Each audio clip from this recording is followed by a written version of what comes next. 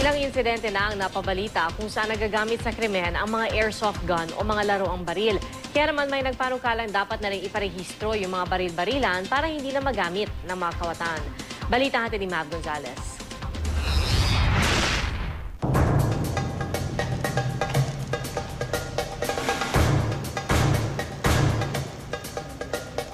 Sa unang tingin, tila isa itong operasyon ng militar o eksena sa isang action movie. Pero kung susuriing mabuti, laro lamang pala ito ng mga tinatawag na airsoft fanatics. Ang karamihan sa kanila, iisang dahilan kung bakit nila ito kinahiligan.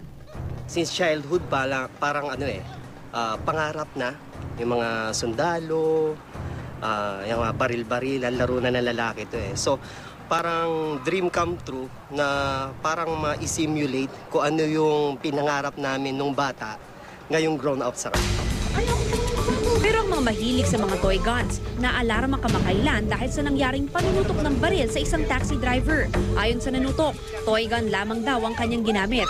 Hindi ito ang unang beses na ginamit ang toy guns para manakot.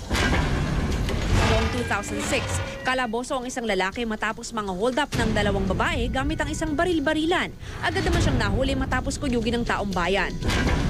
Noong taon ding yun, isang taxi driver naman ang hinold up ng kanyang 3 pasahero gamit ang toy gun. Kinuyog rin ng taong bayan ng mga sospek at nabalik sa driver ang nanakaw na pera.